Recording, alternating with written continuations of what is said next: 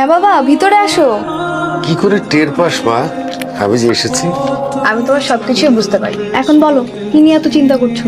মুখটা তো একদম শুকিয়ে গেছে। না মা, তেমন কিছু না। ভাবছিলাম তোর নতুন সংসার হতে যাচ্ছে, নতুন ঘর।